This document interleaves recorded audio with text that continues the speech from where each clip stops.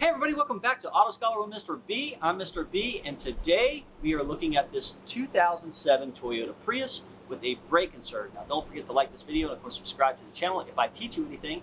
And so this problem creeped up on this vehicle a couple weeks ago, and the problem is ABS light is on and the customer was complaining about the vehicle not really stopping like it was supposed to. So this vehicle belongs to a friend of mine and his daughter drives it, and we need to make sure the vehicle is safe for his daughter. So on the Gen 2 Priuses, they had an issue with some brake actuators, so that immediately rung a bell for me that maybe that's what the issue was, but I definitely need to look at the vehicle. He brought it to me, test drove it, did confirm that he was having some issues stopping. I can't believe he drove it over here because I can't believe it made it out here with the brakes in the condition that they are. So immediately I drove it, got scared out in the parking lot, said, no, this is definitely not supposed to be happening, brought it in, went ahead and scanned the entire vehicle for codes. So in the ABS system, we did have some diagnostic trouble codes. The first one we found was a C1252, which is a hydraulic pump fault. So this is the electric part of the hydraulic unit. The pump is sensing some type of fault. Then we had a C1256, which is an accumulator low pressure code, which means there's not enough pressure in the brake accumulator. This is also built onto the brake actuator. And then this one's kind of the dead ringer code. This is the code that I've seen creep up in every one of these that I've done that have a failed accumulator, is the abnormal leak of the accumulator pressure, or a C1391. So this is kind of like your dead on arrival code. You know at this point it's going to need a accumulator assembly. So this accumulator assembly has the accumulator, the pump, and the ABS control module built all into it. There's also another component which I'm going to discuss and show you how to install in a different vehicle, that is the pump resistor. Now this resistor is matched to this unit, so if you get a new Toyota unit, you're going to have to replace this resistor to get it to run right. And the resistor is located inside the dashboard, so the dashboard has to come apart. And like I said, I'm going to do that in a different video, and I'll link that up here when I get that finished. Should be probably next week, so keep definitely a lookout for that. So let's go ahead and get started. First thing that we're going to do is power down the vehicle, and you're going to need to take the trunk apart, get to the power down switch, and unplug the 12-volt battery. So let's go ahead and get started with that. Okay, first step to powering down the vehicle, of course, is to go ahead and remove the high voltage lockout plug for the vehicle. And so we're going to remove everything out of the trunk and get access to this point right here. Now this is an aftermarket green bean battery. Your battery might look a little different. So what we are going to do is we're going to take this, slide it up, and then over, and then pull out. So this is our plug right here, and we are also going to disconnect the 12-volt battery that is located on the side here, and that just makes sure that nothing freaks out while we have the high voltage system down. And then you need to give it, a good 15-20 minutes, maybe even longer if you're a little bit more careful, to go ahead and bleed off all the high voltage out of the system in the capacitors, because the next step that we're going to have to do is going to involve, touching the high voltage side of the system. Okay, so we're going to take this one step further, and we're going to take the safety plug and we're going to take the car key, and we're going to put this far away from the vehicle. So I'm going to go ahead and lock this in my office. That way, if a student comes up or something like that, they won't put this back in and reactivate the system. This is especially important if you work in a shop around other technicians and the car's kept out. You may also, if you work in a shop, if you have the high voltage system open, you definitely want to rope off the system or put cones around it, or a note on it, hey, this is a hybrid, it will kill you type thing. Just any extra level of safety that you can use when working on these high voltage vehicles is of course recommended. Okay, so this is the part we are going to replace. This is the pump. This is the accumulator right here that holds that pressure. This is all the valving for the system, so this will control where the brake fluid goes.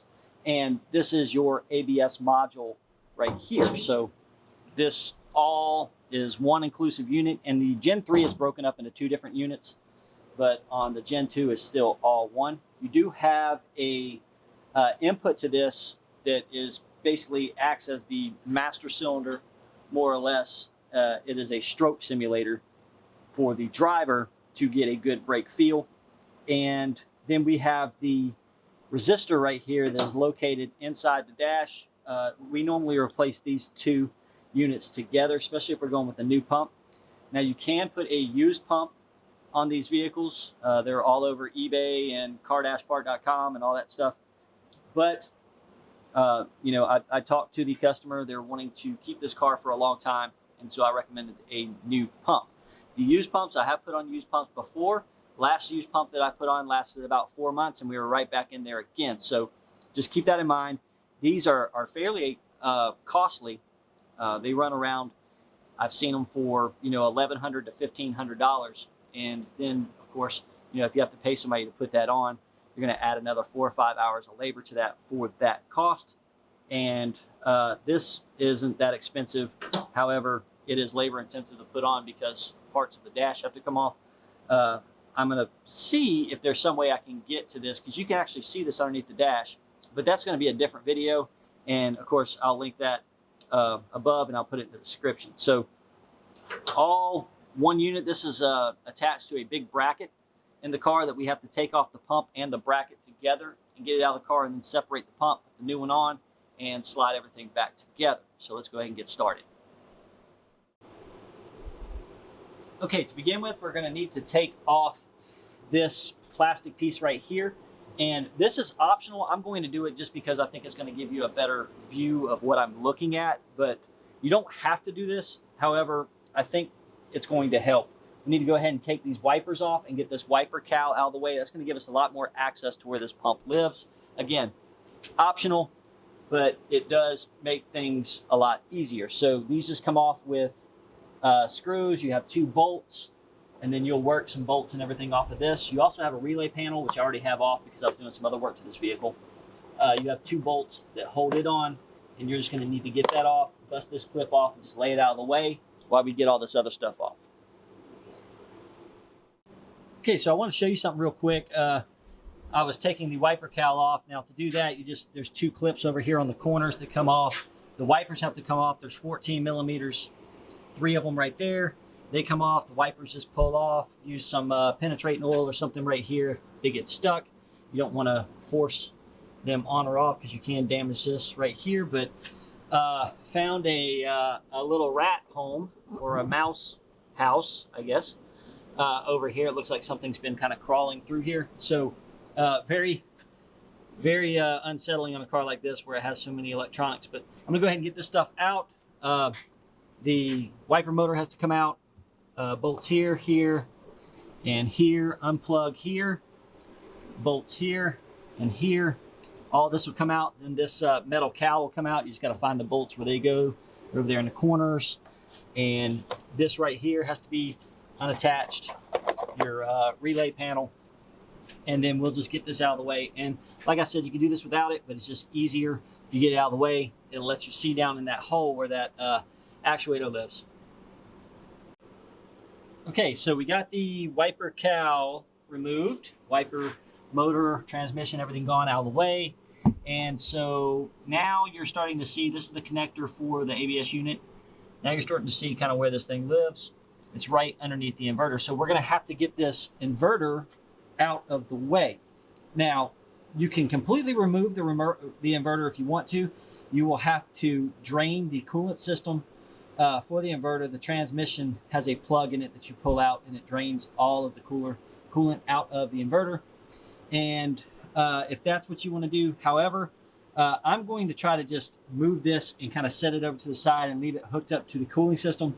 That way I don't have to go through the bleed process or anything on that, and we don't have to charge the customer for any coolant. So let's try that. So first thing we need to do is go ahead and start getting the cover off, and we need to check and make sure that we don't have any more voltage in the system. We do that using our voltmeter. So let me go ahead and get this cover off. You have some, it's like 10 millimeter bolts, and you have 1 odd Torx bit right here that you need to take off. and then just go ahead and start taking these off, and be very careful. It could be voltage under there. We need to test to make sure. So if you have gloves on, that's great. We're going to go ahead and get this cover off, test for voltage, and move from there. Okay, so we got all the bolts out of the inverter cover. And we'll just move everything out of the way, and then we'll just gently lift this up. Try not to drag it on the inside of the inverter. One thing I want you to all see on this inverter is there is a tab right here. Okay, and it has 2 connections in it. And this goes to your isolation tab for your battery connectors. You have terminals in there, or contactors, that will connect when this circuit is connected. So once you take this off, basically the contactors they won't connect and send power up through these big orange wires coming through here. So this also has a seal on it. Make sure that this seal is good.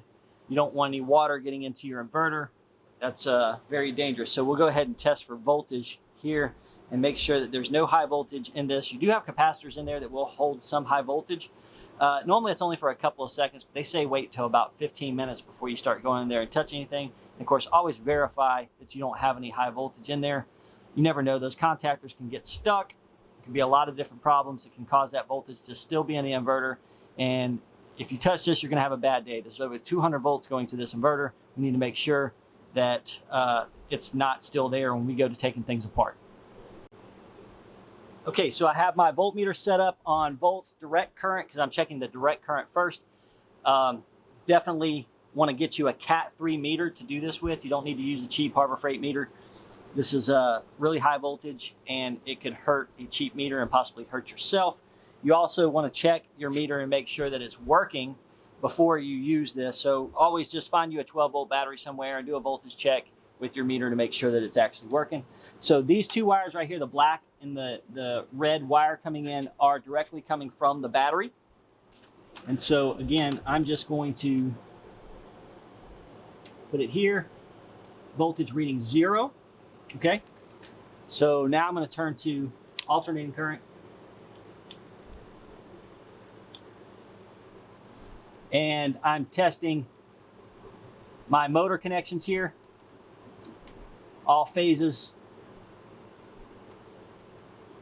Not really seeing any voltage to speak of.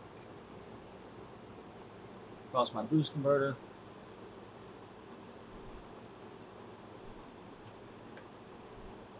So yeah, we are safe. Very important to do this, guys. You need to make sure that you're safe. Now, technically you're supposed to have your gloves on. However, my gloves are not here with me right now. So, but yeah, you need to have some, 1,000-volt gloves on when doing this type of work. I've done this before. I know that I'm safe, but again, you can't be too safe. So I really should have gloves on. I apologize for not having gloves on. So now what we're going to do is we're going to go ahead and start disconnecting this inverter from all of the electrical sources. You have a plug here. You have this plug right here. This little plastic cable right here goes in. You have to disconnect here, here, and here. This rolls out of the way. You have these bolts right here up front. It goes to one of them, the generators, motor generator. You have this one that goes to the other motor generator. You need to disconnect those 10 millimeters. And those plugs will actually just pull out after you disconnect them. And be careful not to damage. They've got rubber O-rings on them to keep water and everything out. Be sure not to damage that. You will get a voltage fault or isolation fault if you do that. And we're going to go ahead and take this off right here. This is your bleeder. Take that off. We're going to disconnect the crash sensor for the airbag system, and probably a couple other little things that are attaching this. You have the bolts here to hold this in. This bracket right here needs to come off. This bolt right here needs to come in. And again, we're going to just try to roll this whole thing out. That way we can access to that brake actuator and not have to disconnect the cooling system going to the inverter. Okay, just to recap, we got this sensor off right here. I just unbolted it from the side of the inverter. These 3 right here need to come off. This bolt right here needs to come off. You have a couple of bolts here that hold the bleeder for the cooling system on right here. This plug right here goes to your AC compressor. So it's got a plug here, remove that. unplug this. This has a lock right here. This lock is going to slide out. Just take a little flathead screwdriver, slide this up, and press this button, pull out. Moving along, 3 bolts right here need to come out. You have 2 bolts right here that hold the cable on. Those need to come out. That needs to slide out. You also, I forgot to tell y'all, underneath here, you have bolts that hold this bottom one in. And this one right here was stuck on me, so I had to work it out. I don't know what was hanging it up, but it was just, it wouldn't come out. But normally they just drop down, but this one was being a pain. So we unplug these wires here, get these out of the way. You have these plugs down here, 1, 2, 3. This black one was hung up. I had to work at it. It's kind of further down in here. Can't hardly see it. That needs to come unplugged. Then I took the 2 bolts off the bracket back here, the 12 millimeter. And then I took these brackets off, of course, up here. Now what we're gonna do is gonna try to pick this up and just lay it over here. That way we can get it out of the way and get to that pump. Okay, so we got the inverter out of the way. Again, you shouldn't be seeing any coolant or anything. You know, this is just getting it out of the way. It's sitting here. It's still connected to these coolant lines down here. But I just wanted to kind of explain and show you guys the process of doing this, what things are in here. So you have your 2 3-wire connectors here. This is this goes to MG2, which is the main drive motor. And then you have MG1 comes up from the bottom. That is your motor generator 1 that controls, that's actually your starter and kind of your alternator, to simplify it. This right here is your battery connections. This goes to the high voltage, or what we call a traction battery. All these connectors here are your computer connections and everything to the inverter. And so here we are. Here is our pump. It looks wide open, but it is still dug in there. So what we're going to do is we'll pull this off right here. I'm going to need to get a screwdriver. This just slides out, and when you slide it out, this will come off. And then you just want to tuck that out of the way. You have your brake lines here.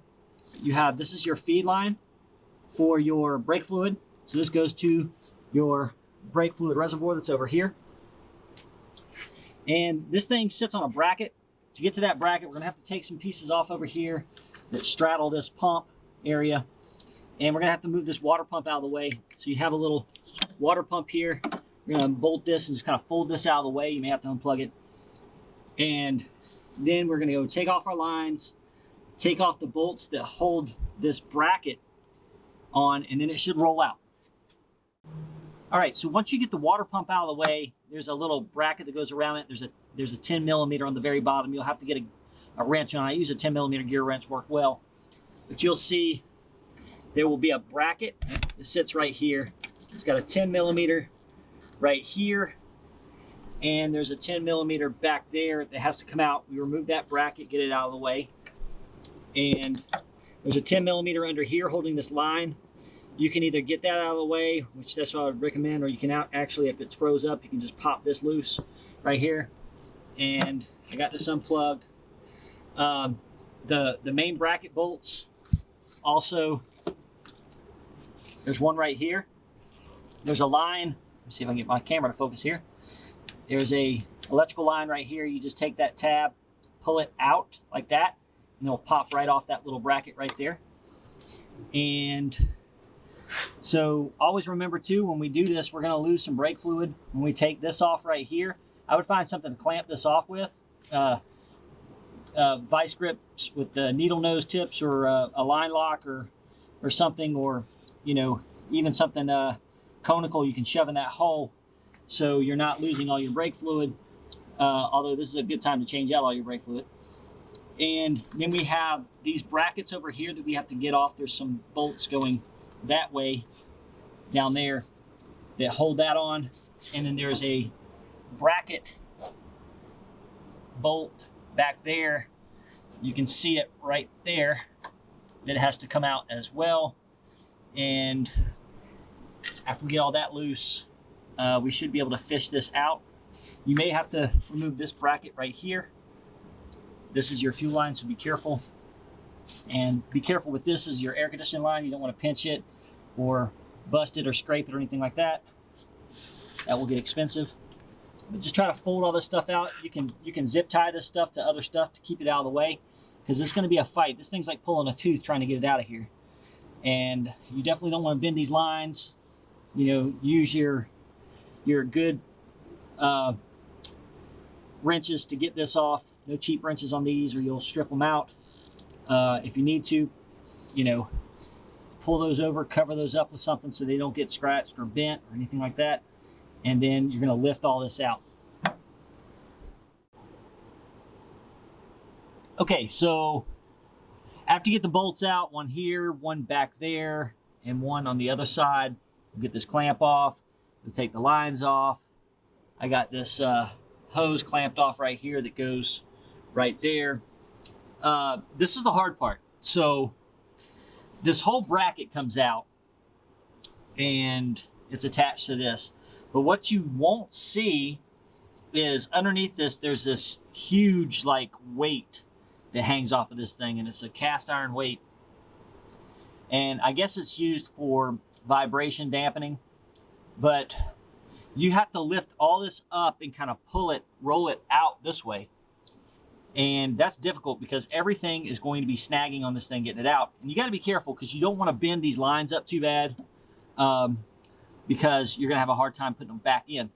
So you got to just yank this thing out like a tooth and not hurt anything around it. And that sometimes is a little bit more difficult than just me saying that. So this is something I really can't do on camera because I need to have about 4 hands to do it. So I'm going to pull this out and we'll put it on the bench, and I'll show you how to change out the pump. Get the new pump on the bracket, and we'll go back with it. Okay, so got the old one out on the bench, got the new one right here. So I'm going to kind of show you what you have to do to get this thing off this bracket. First thing we need to do is bust this off right here. And this is a bracket that holds up one of the brake lines, and you just transfer that over there. Now, this is that big weight that I was telling you about. This is what gets hung up when you're pulling this whole assembly out. What you're gonna have to do is take the bolts off down here, because this bolts through the bottom of the pump.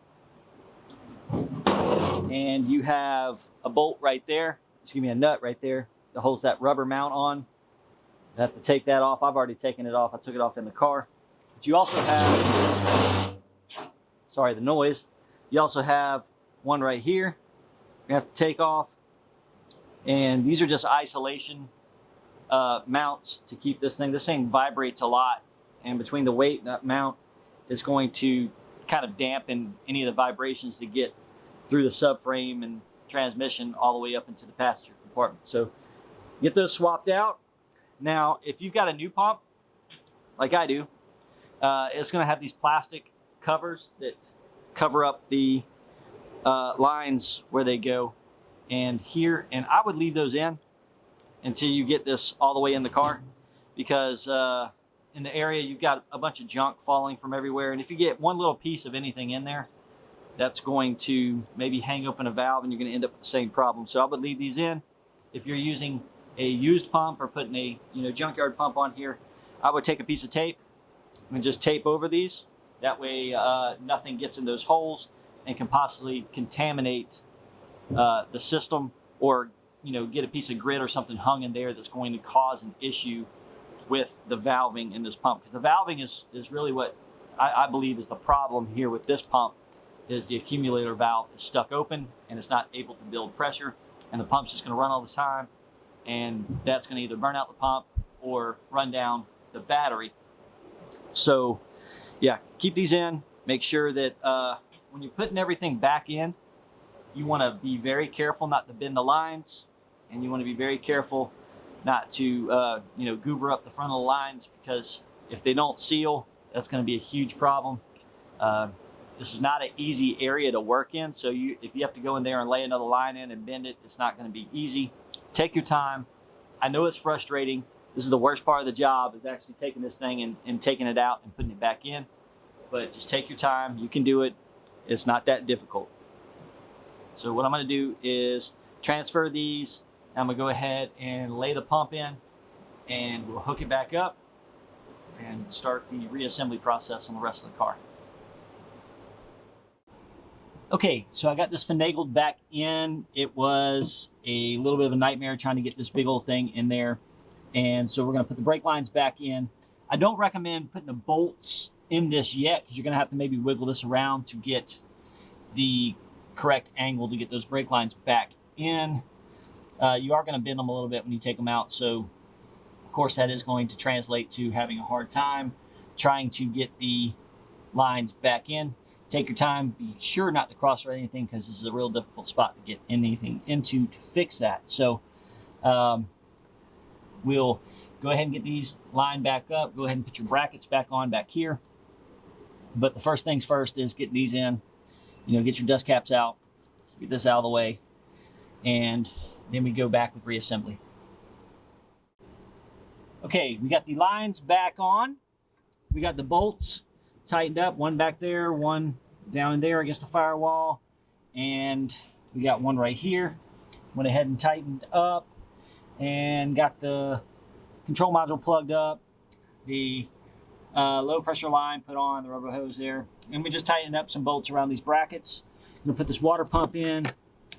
We got the strap that goes over that, it bolts down underneath there, and then we'll start tightening up all these brackets, and then it'll be ready for the inverter to go back in. Okay, so went ahead and slid this back over. Be careful with these, just kind of pull them up, kind of tie them back or something so they are out of the way. And we're pulling all this back. We've got to plug back in our AC compressor here, our MG1 and 2 plugs. You need to make sure that the O-ring and everything is okay on them. Slide them back through. This comes up from the bottom here, bolts in. Make sure you get a good seal on that. You don't want any water getting in there. And there's a lot of water in this area because of the splash of going through puddles and everything. So get everything plugged back and just double check everything before you put that inverter cover on, because if anything's out of place, if anything's not plugged up, then you're going to have a serious problem. So double check everything. If you have to go back through this video on disassembly and watch me take this thing apart again, there's no shame in that. So make sure that you get everything plugged back in, or your car is not going to be functioning and it could be dangerous. Okay. Okay. So when you go to tighten these up, these torque down at about 5 foot-pounds. Okay. So not a whole lot of torque at all to hold these on. You don't want to over torque these because you're going to break the plastic in there, and I don't even know what it takes to fix that. Okay. So these torque down 21 foot-pounds, and the bolts to hold the cover on are going to torque down to 11 foot-pounds. And make sure when you put the cover back on that this goes in correctly. That's your isolation circuit right there. It's on the back of the inverter cover, and make sure that the seal and everything is good. It goes around here. Make sure right here that this is pressed in. Let's see. Make sure that that right here is pressed in correctly and it's not lipped on the inside or the outside. You don't want any water in here at all, okay? That's very important. And make sure you get all your bolts in your brackets. You shouldn't have any bolts left, okay? Everything needs to be bolted down due to vibration and all this electricity running through here. We don't want anything to come loose. Also, don't forget your bleeder right here. It's gonna bolt down right there, a little 10 millimeter head bolt that holds that in. Make sure you didn't get that caught underneath the inverter when you put it in. And make sure everything's plugged up. And after that, we'll put the wiper cowl back in, and we'll get ready to bleed this thing out, initialize the system, clear out the codes, and all that jazz. Okay, so we got the car all back together, and I went ahead and put the service plug back in the rear. Make sure you get that thing clicked all the way back in. Battery is already connected, and now we have to go through the calibration and bleeding process on this car. So for that, you're going to need a scan tool or your computer and a TechStream software and a cable. A lot of people like TechStream. I use an Autel Maxisys scan tool. This is a MS906 TS scan tool, and it works great on these Priuses. It actually works better than my Snap-on Zeus that I have that costs about 10 times this. So if you're looking for a a good entry-level scan tool that can do just about anything you need to do on this Prius, I recommend the Autel MaxAssist. This is the MS906TS. So also, you're going to need an extra person. So to do this, to run through, and you just plug it in, you follow the scripts, it's going to go ahead and walk you through the whole bleeding process and the calibration process for the linear valve that's in the ABS module. And I don't have a second person, so that is why I am not going through this process to show you guys how to do it. I'm by myself, and it takes 2 people. So make sure you have another person that's able to come and help you with this, and you'll be sitting in the car clicking, the prompts on the scan tool, and somebody else can be underneath the car, undoing and redoing bleeders and checking the fluid. You will need a lot of fluid to get this thing bled out. Probably way more than on a normal car. So if you've ever changed an ABS unit in a regular vehicle, you're going to need probably 2 to 3 times the amount of fluid that it takes to bleed that vehicle on this vehicle. So also, I'm making another video on the ABS pump actuator resistor. Okay, so this goes inside the dashboard. I do recommend that you replace this when you replace your pump, because they are matched to the pumps, and it could be causing an issue with the pump, and that could be why your pump's out in your car, is because this resistor's bad. So if you put a new one behind it, you could end up with the same problem, have to do this all over again. That's never fun. So this pump resistor is not easy to get to. Some people get to it underneath the dash, or able to. I'm not able to. I'm not flexible enough. I'm not a yoga instructor or anything, so we're gonna have to disassemble the dash to get to this.